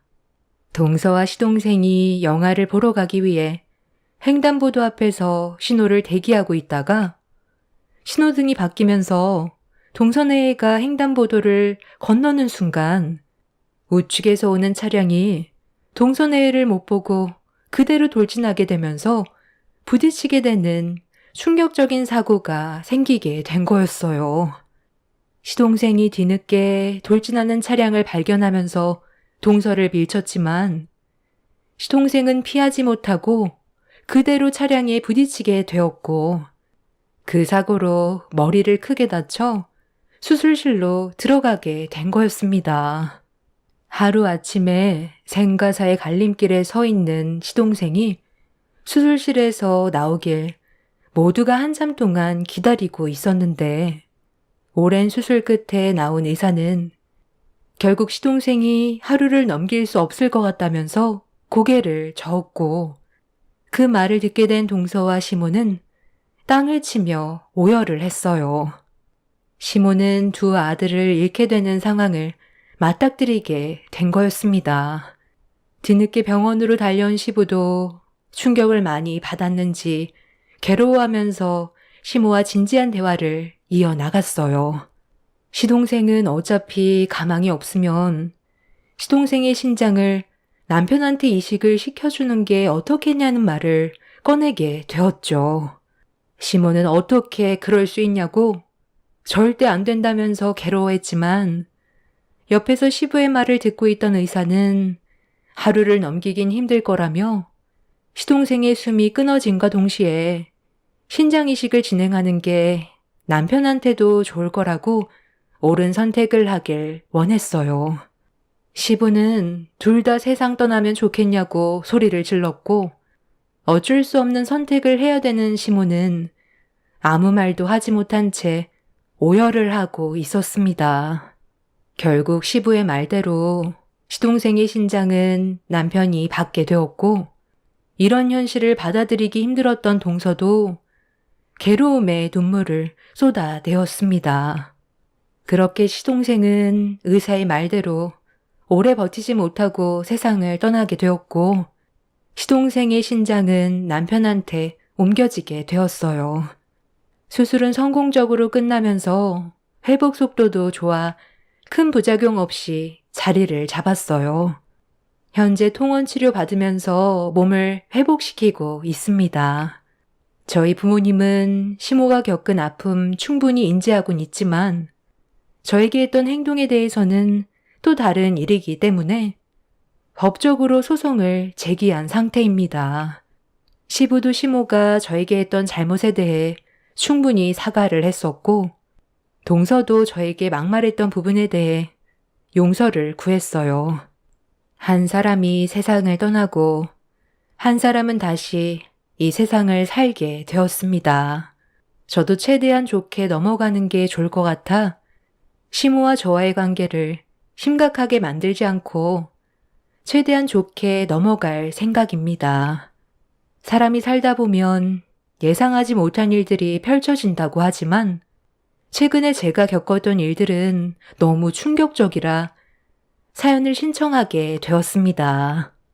지금 현재 시모는 시동생이 떠난 충격에 조용히 지내고 계시긴 하지만 또다시 본성이 드러날 때가 올 거라는 거 저는 알고 있어요.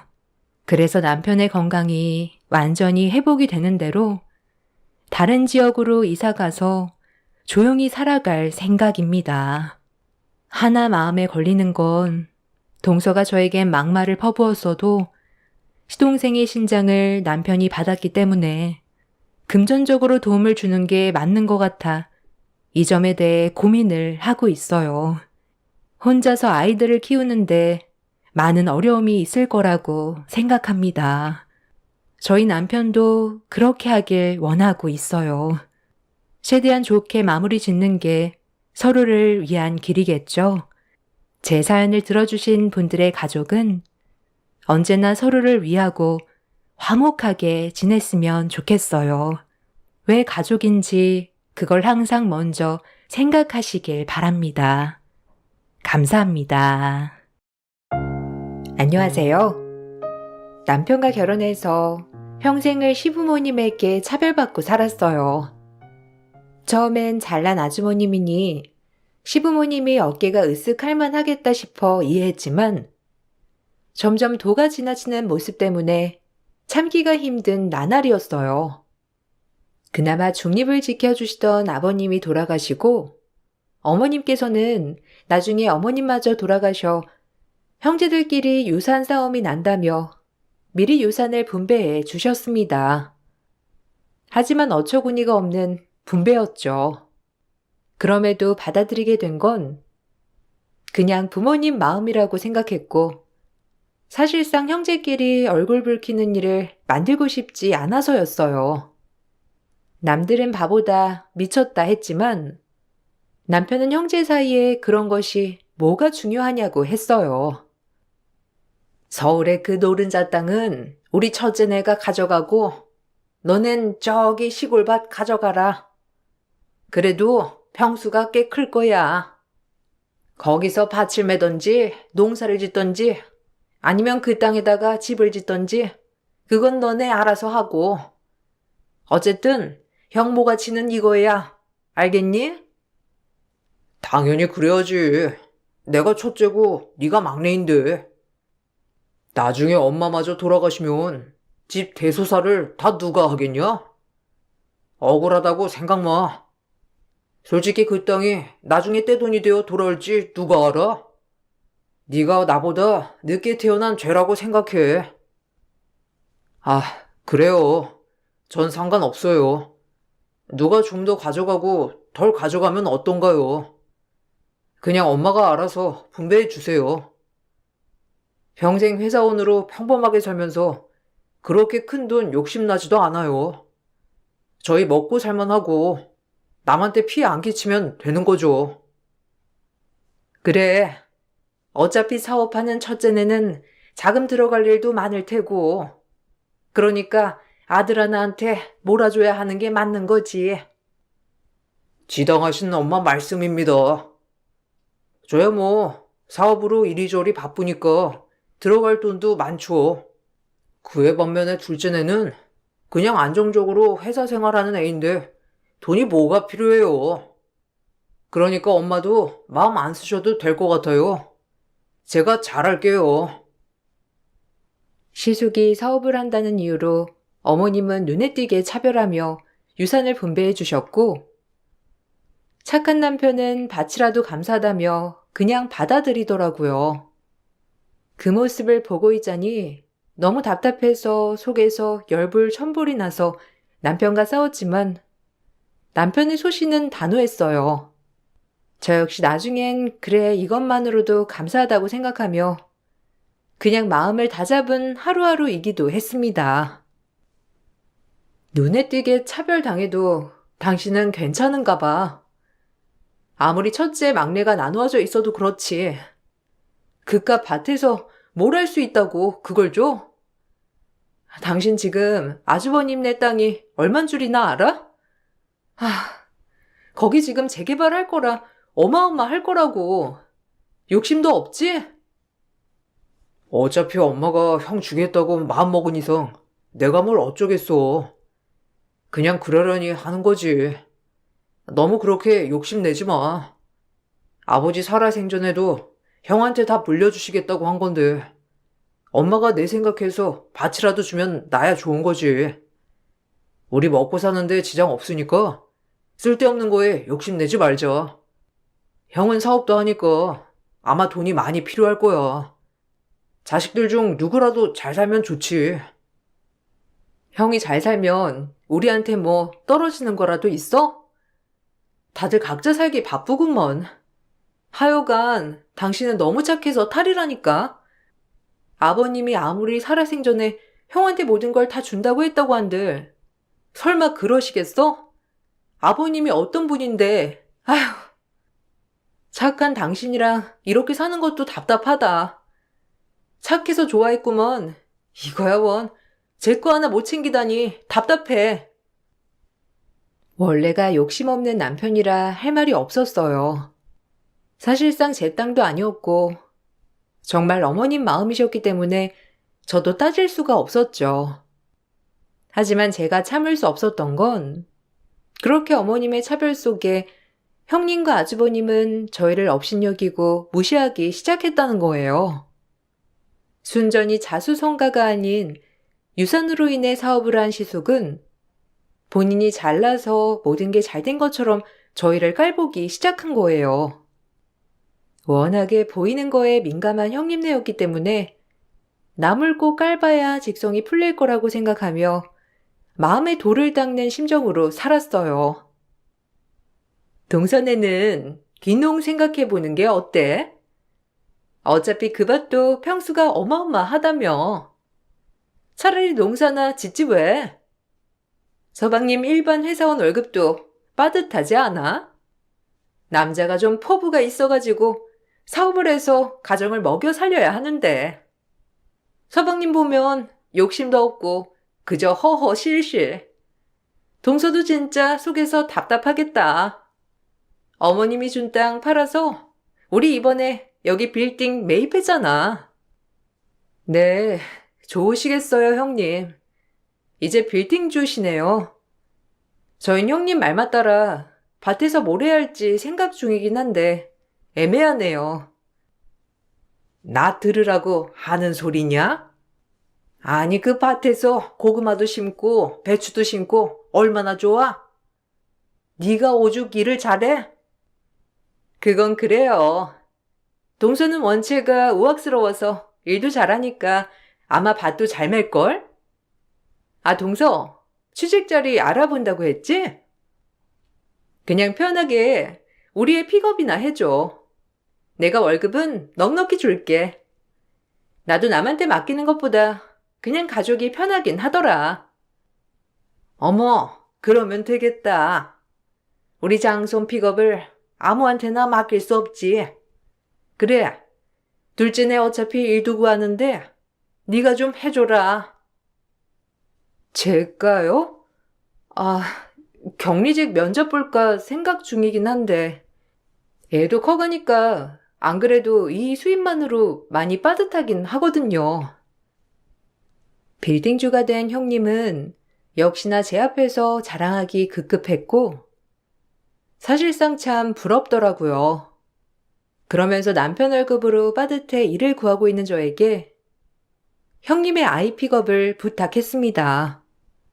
자존심이 상하고 맨날 자랑만 하는 형님과 마주칠 생각에 거절하려 했지만 어려운 형편에 돈이 뭔지 저 역시 제 코가 석자라 형님의 제안을 수락했어요. 그리고 그때부터 더 힘들었는데 형님은 저의 불행을 즐기느냐 절 계속 옆에 두려 했고 오히려 본인이 행복하다는 걸 더 어필하며 저에게 자괴감을 주었어요. 우리 애 집에 오면 유기농으로다가 간식 대령하면 되고 학원 갔다가 개인 레슨 그리고 집까지 안전하게 해야 해. 그냥 동서가 우리 동훈이 비서라고 생각해. 나야 마사지 받고 엄마들 모임 갔다가 하면 동훈이까지 케어하기 불가능하거든. 아, 네, 형님. 말 귀 기울여 들을게요. 어쨌든 동훈이만 잘 픽업하고 먹을 것만 제때 챙겨주면 된다는 거죠? 그리고 우리 동훈이 시험 기간엔 예민하니까 쓸데없는 말 걸지 말고 그냥 정말 일하는 사람처럼 하면 돼. 아, 그리고 중간중간 내 옷이나 집안 청소도 좀 부탁해. 이건 정 아니겠어? 중간중간 내가 팁도 줄 테니까 걱정 마. 나이 차이가 얼마 나지 않는 형님이 저렇게 절 가정부 부리듯 부려도 그러려니 했어요. 먹고 살려면 뭔들 못할까 싶었던 것이 제 속마음이었거든요. 그리고 형님네서 일을 하기 시작했고 조카 픽업뿐만 아니라 형님의 개인 심부름도 하게 되었어요. 하지만 역시나 처음 생각한 마음이 맞아떨어졌고 형님과 계속 부딪히다 보니 얼굴 붉힐 일들이 굉장히 많았어요. 오늘 나 엄마들 모임 가는데 내가 깜빡하고 엄마들 줄 쿠키를 집에 놓고 나왔지 뭐야? 집 앞 브런치 카페니까 우리 집 도착하면 그거 가지고 좀 와줄래? 오늘 안에 꼭 줘야 할 쿠키거든. 어차피 동훈이 학교 가서 지금 할 거 없잖니. 아, 네, 그럴게요. 이거 쿠키만 가지고 나가면 되죠? 형님들 도착했으니까 지금 가지고 나갈게요. 곧 배워요. 그렇게 형님의 심부름을 하려고 브런치 카페에 도착하고 무사히 쿠키를 전달했습니다. 그리고 돌아서는 그때 엄마들과 웃으면서 저를 조롱하는 형님이었고 너무 자존심이 상해 눈물이 앞을 가리더라고요. 부끄럽기도 하고 창피하기도 하고 잘 사는 게 부러워서라기보다 그래도 가족인데 저렇게 절 업신여기는 게 참 수치스럽고 눈물이 다 나는 하루였습니다.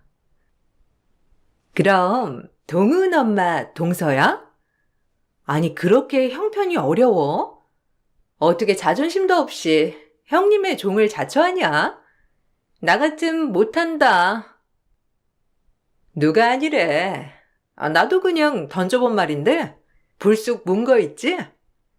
가족이니까 그냥 월급 더 주고 부리는 거지 뭐. 저 집안 구제한다 생각하고. 그래도 두 부부가 열심히 살아.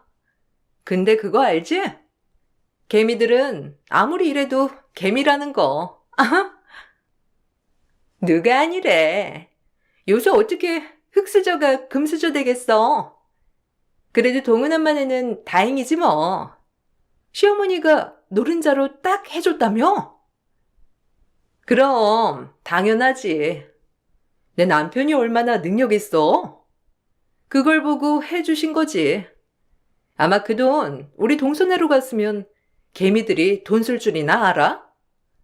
그냥 적금하고 저러고 사는 거지.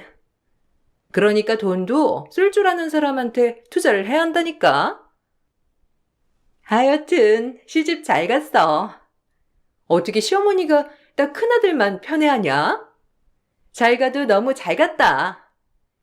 오늘 동훈 엄마가 한턱 쏴. 당연히 내가 싸야지. 난 있는 게 돈이랑 미모밖에 없잖아. 어머, 동서 안 갔어? 뭐해? 당장 가서 집이나 치워. 제 뒤통수에 대고 저렇게 형님과 아줌마들은 킥킥대고 웃었고, 카페에 워낙 사람도 많고 더 이상 우스운 꼴이 되고 싶지 않아 서둘러 카페를 나왔습니다. 그리고 눈물을 머금고 형님네와 다신 상종하지 않겠다고 다짐했어요. 제가 아이 픽업을 하지 않겠다고 하자 형님은 길길이 날뛰며 저에게 막말을 했고, 시어머니 또한 마찬가지로 쌍으로 막말이 이어졌어요.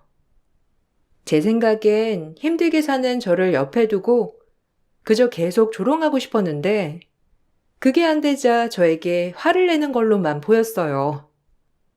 그리고 보다 못한 남편도 시어머니에게 한 소리 했지만 시어머니는 뭐가 당당한지 남편에게 소리를 질러대기 시작했어요. 아니, 동서, 내가 주는 월급이 작아? 뭐가 문제야? 참 기가 막히네. 그러니까 동서네가 아직도 그렇게 사는 거야. 고마운 줄 모르고. 아휴, 됐어. 나도 동서네한테 기부한다 생각하고 쓴 건데 그렇게 정신 못 차릴 거면 나도 일 없어. 너네는 그러니까 못 사는 거야. 애가 어쩜 정신머리가 그러냐? 악자같이 벌어서 살림의 보탬이 돼도 모자랄 판에 너 월급도 많이 받는다면서 네 형님한테 싫은 소리 듣기 싫다고 그만두는 거냐? 부부가 쌍으로 모질라서 그냥 답답스럽다. 놔두세요, 어머님. 그러니까 저렇게밖에 못 사는 거죠. 솔직히 동서네 집 알만하잖아요. 겨우겨우 서방님 월급으로 사는 거. 다들 너무하시네요. 아니, 저희가 왜 이렇게 살겠어요? 어머님 그 많은 재산 다 아주버님한테 물려주시고 저희한테 어디 구석에 있는 밭 하나 딸랑 남겨주셨죠? 형님네는 그거 다 팔아서 지금 빌딩주에 사업에 승승장구하는데 저희는 그거 팔지도 못하고 그냥 이렇게 살고 있는 거 아니에요. 부모가 자식한테 무조건적으로 유산을 줘야 하는 의무는 없지만 같은 자식인데 누구는 이렇게 누구는 저렇게 진짜 너무들 하세요. 그래놓고 저희가 정신상태가 글러서 못 산다고요? 말 막 하지 마세요. 어머, 동서, 뭐 열등감 있어? 어머님이 다 우리한테 해주실 만하니까 해주신 거지. 그걸 그렇게 생각하고 있었어? 그리고 사업은 능력이야. 우리 남편이 잘나서 이렇게 사업을 키운 거 가지고 열복하면 돼? 하여간 없이 사는 것들이란.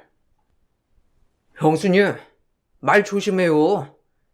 솔직히 형수님이 이 사람 하루 이틀 무시한 것도 아니고 어땠을지 안 봐도 훤한데 가족끼리 어찌 이래요? 제가 바보라서 뭐 유산에 대해 수긍했는 줄 알아요? 그래도 형이 잘 살면 좋으니까 애써 좋게 생각하고 있는데 그러실래요? 아유, 무서워라. 어디 저렇게 쌍심지를 키고 어른한테 말대꾸를 해? 그런 심보니까 네가 그렇게밖에 안 살아지는 거야. 그리고 장남이 더 많이 가져가는 게 맞는 거지. 뭘 그렇게 얼마 안 가져갔다고 유세를 떨어? 이제 와서 소송이라도 할래? 엄마, 그 말이 아니라. 됐어요. 어차피 100번 말해도 엄마는 형네만 두둔할 건데 제가 무슨 얘기를 하겠어요. 불합리한 걸 얘기해도 형님과 어머님을 감당해내기란 쉽지 않았고 그 모습을 보고 있는 남편 또한 저를 안쓰러워했어요. 그리고 전 깨달았습니다. 이 집에 더 이상 잘할 필요가 없겠다. 딱 할 도리만 하고 끝내자라고 생각을 굳게 먹었어요. 남편도 저에게 미안했는지 더 이상 제가 시댁에 잘하지 않겠다고 하자 별다른 말이 없었습니다.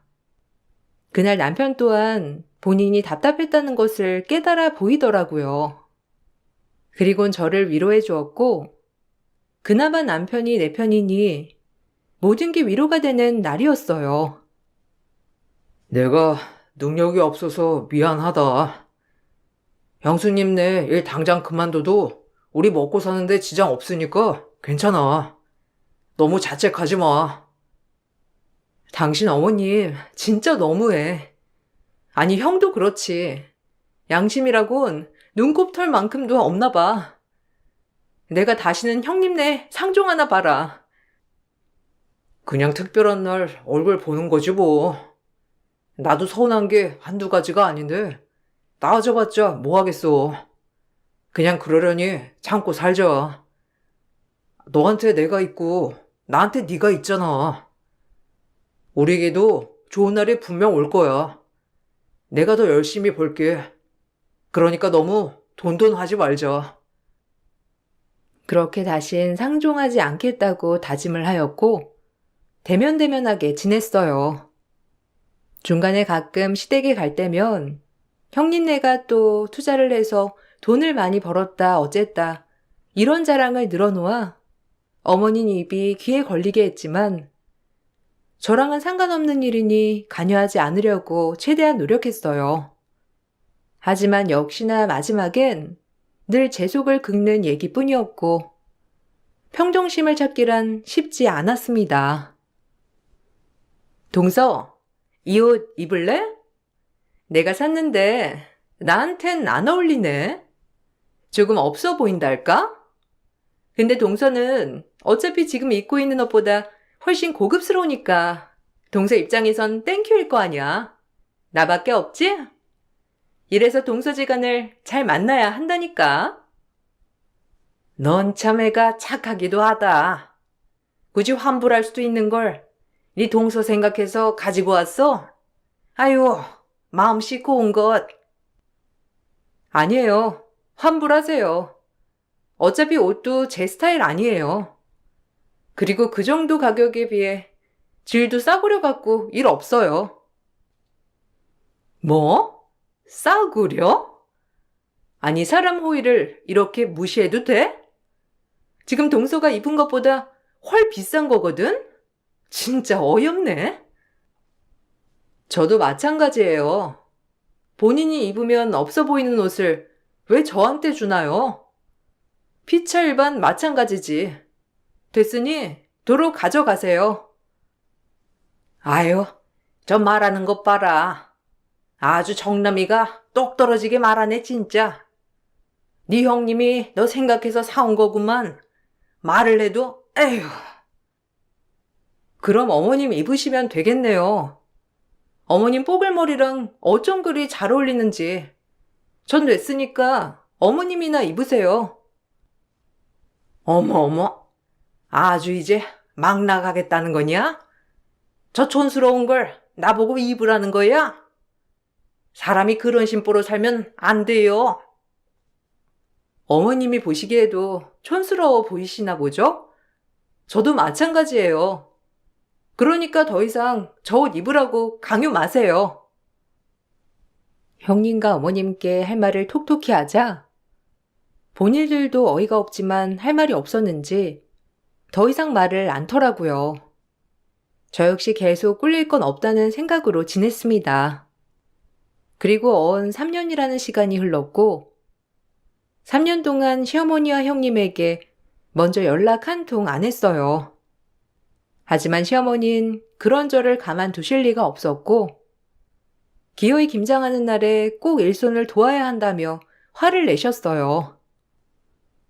아니 우리 집 김장을 그럼 나 혼자 하라는 거야? 네가 몇 년째 코피기도 안 비추니까 내가 김장할 때마다 담이 오잖아. 와서 도와야지. 너 요새 살만하구나? 아주 말대꾸를 그렇게 해. 됐고 무조건 와서 김치 담가. 안 오면 내가 찾아갈 거야. 형님은 안 오시면서 왜 저만 불러서 일을 시키시려고 하세요? 막말로 그렇게 이쁜 형님 떡 하나 더 주시면서 부려먹길 저를 더 부려먹으니 하는 말이에요. 친정엄마가 김치 해주신다고 하셔서 김치 안 먹고 안 하러 갈게요, 어머님. 혼자 해 드세요. 뭐? 너 지금 말 다 했어? 너 때문에 부모 자식 영 끊는 거 보고 싶어서 그러는 거지? 없이 살면 더 수그려야지. 어디서 배운 버르장머리야? 하도 전화로 화를 내시는 시어머니 때문에 억지로 시댁 김장하는 데에 참석했습니다. 그리고 어머님을 도와 김장을 했고, 어머님은 저를 부려먹는 것을 뽕 뽑으시려는지 김장뿐만 아니라 집안 대청소도 해야 한다며 난리가 나셨어요. 몇 년 만에 시댁에 방문한 거라 말은 어머님께 그렇게 했지만 사실상 마음이 조금 풀어진 상태이기도 했었어요.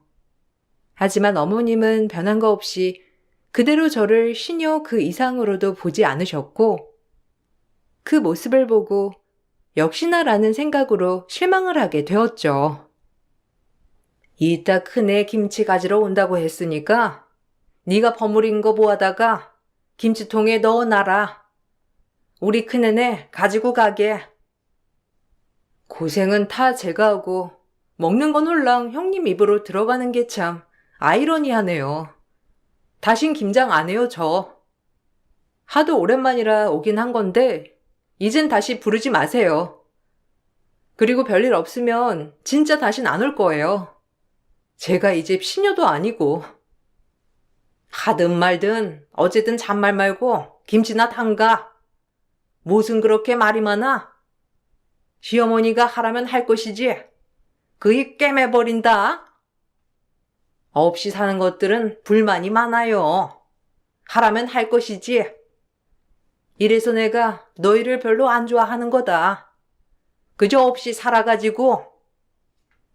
몇 년 사이에 말대꾸하는 법만 늘었냐? 아주 코피기도 안 비치더니 더 싸가지가 없어졌어. 에휴, 미워 죽겠어 정말. 시어머니와 투닥이며 김장을 다 했고 형님네 것까지 덜어 놓았습니다. 그리고 형님은 기가 막히게 김장이 끝나자마자 김치를 가지러 시댁에 도착을 하였고 저를 보며 역시나 회심의 미소를 지으시며 말을 거시더라고요.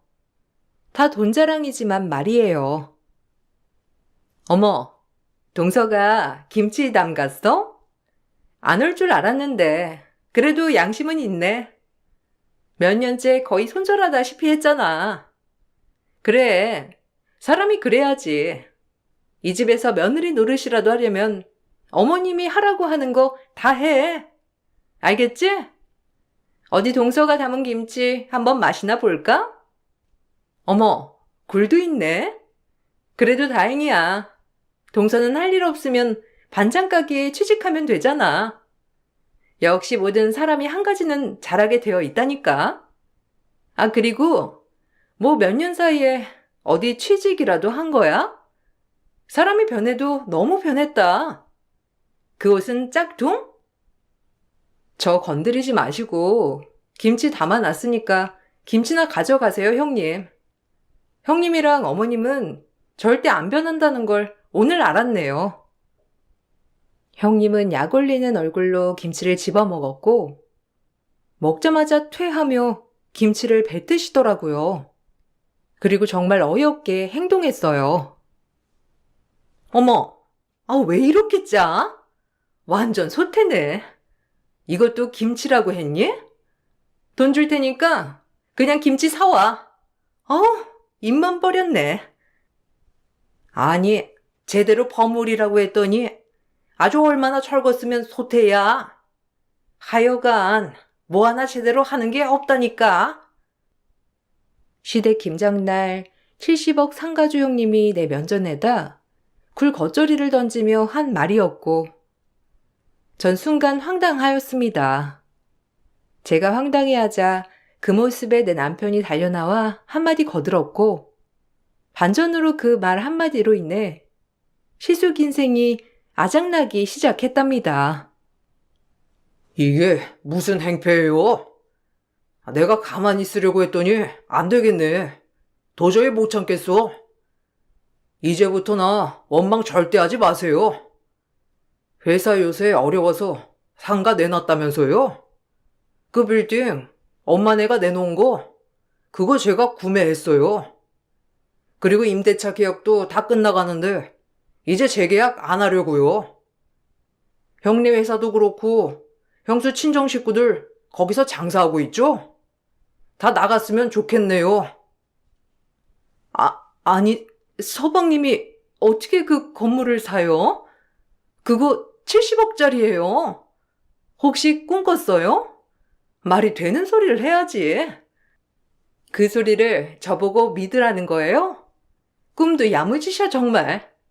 동서, 서방님 오늘 아침 뭐 잘못 드신 거 아니지? 말이야 방구야? 엄마가 찌꺼기 땅이라고 저한테 분배해준 땅 있죠? 거기가 글쎄 재개발을 했지 뭐예요? 저 200억 보상 받았어요. 절대 찌꺼기 땅이 아니었더라고요. 그럼 그렇지. 아버지가 그런데 땅을 괜히 사놓으실 분이 아니지. 이제야 말하네요. 네, 현실은 이러했어요. 사실 저희가 기대도 안 한 경기도 구석에 있는 땅이 재개발이 되고 대기업이 들어서면서 저흰 자그마치 200억이라는 금액을 보상받을 수 있었어요. 그때 마침 회사 사정이 안 좋아진 아주버님네는 빌딩 전체를 매각하려고 내놓았던 것이었고 남편은 그걸 놓칠세라 빌딩을 구매하게 되었죠. 본인의 형뿐만 아니라 형님의 친정 식구들이 줄줄이 빌딩에 들어와서 장사를 하고 있는 것을 빌미로 다 내쫓았던 거예요. 하루아침에 형님네 식구들은 다른 가게 자리를 알아봐야 했습니다. 형님과 아주버님은 그야말로 황당해했고 시어머니는 길길이 날뛰며 말도 안 되는 소리를 시전하기 시작했어요. 뭐? 200억? 아니, 그게 왜 네 돈이야? 내가 기둥이 땅이라고 준 거지. 그렇게 보상받을 줄 알았으면 널 줬겠냐? 니네 형을 줘야지. 사업하는 큰 양반인데. 예, 됐고. 그거 니네 형 명의로 돌려라. 어차피 너네같이 평범한 애들이 감당 못해. 이제 알겠네요. 엄마도 형도 다 내 가족이 아니라는 걸. 나 잘 되는 꼴은 절대 못 보지?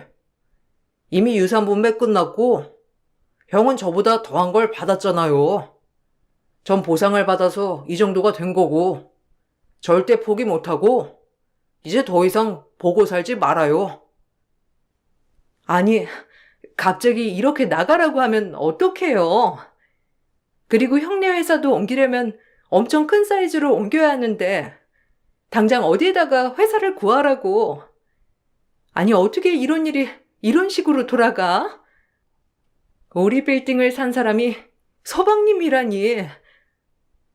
그게 너였어? 너 그게 얼만데? 네가 감당할 수 있는 사이즈가 아니야. 그러니까 더 이상 큰 싸움 만들지 말고 나누자. 깔끔하게 나누면 내가 더 이상 말 안 하마. 말도 안 되지. 네가 어떻게 그런 큰 돈을. 엄마, 이건 말이 안 되잖아요. 무슨 말 좀 해봐요. 그래, 이건 말이 안 돼. 너 그거 당장 네 형한테 돌려놔. 네가 뭔데 그 돈을 가로채? 자식이라고 같은 자식인 줄 알아? 빌딩을 구매할 때 남편이 부동산 아저씨에게 위임을 했기 때문에 이름이 같았어도 절대 남편이라고 생각 못했던 것 같더라고요. 그렇게 형님네는 엎친 데 덮친 격 빌딩이 매각되고 회사마저 위태로운 상황에서 회사의 빚을 갚기 위해 집까지 내놔야 했어요. 그리고 시어머니는 끝까지 저희가 잘 되는 꼴은 보지 못하겠는지 돈을 나누라며 말도 안 되는 억지를 부리기 시작했습니다.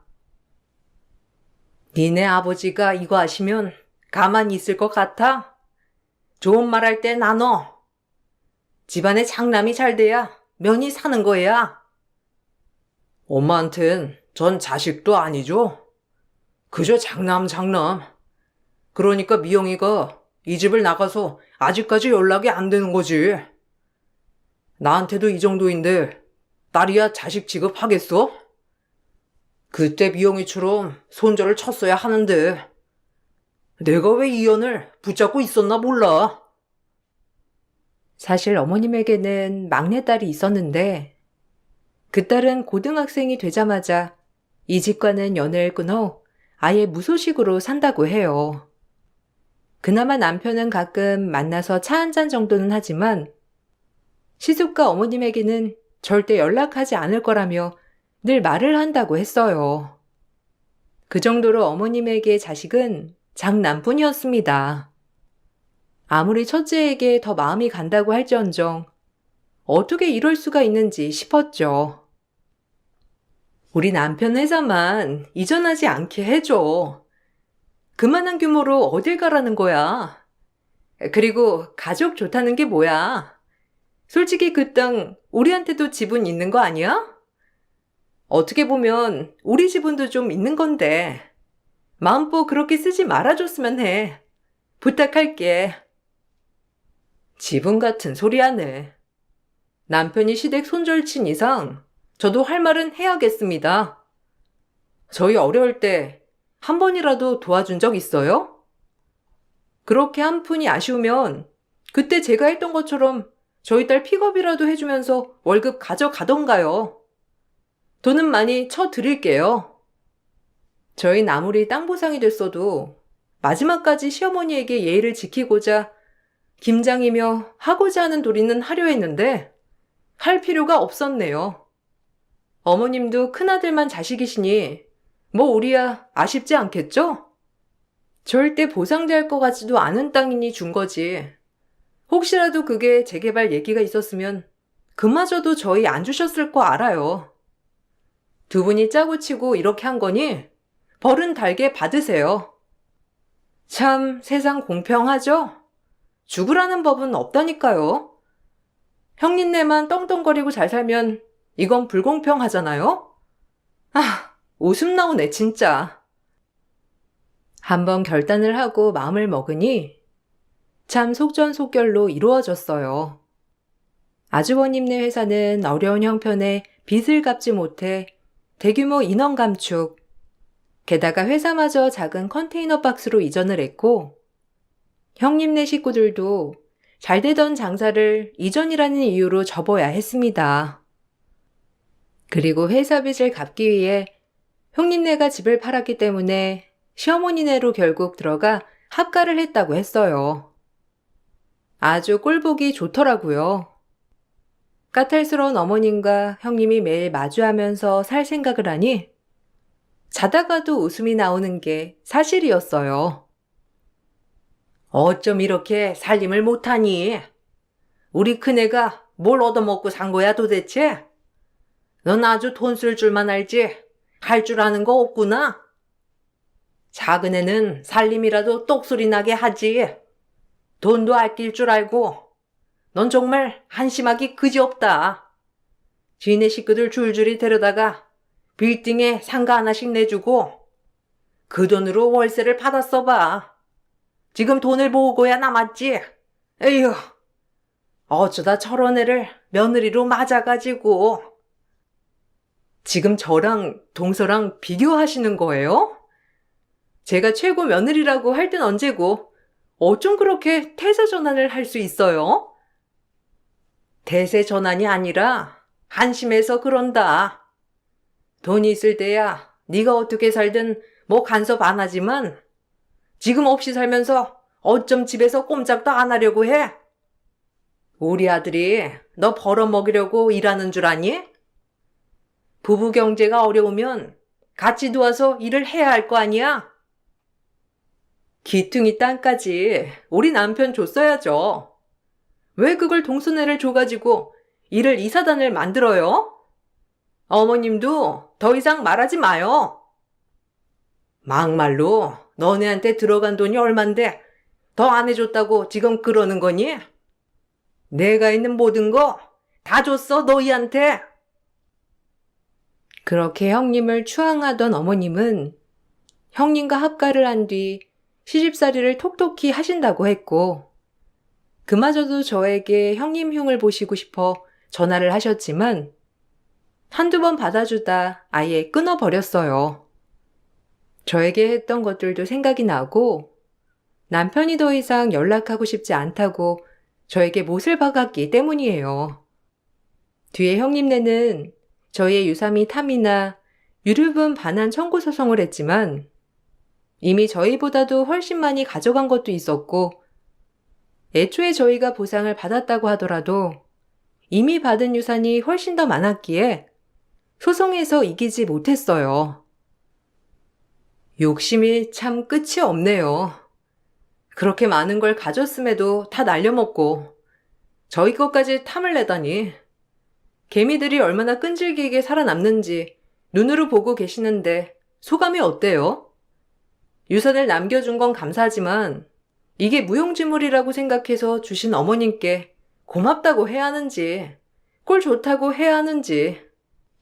어쨌든 덕분에 잘 살아갈 것 같네요.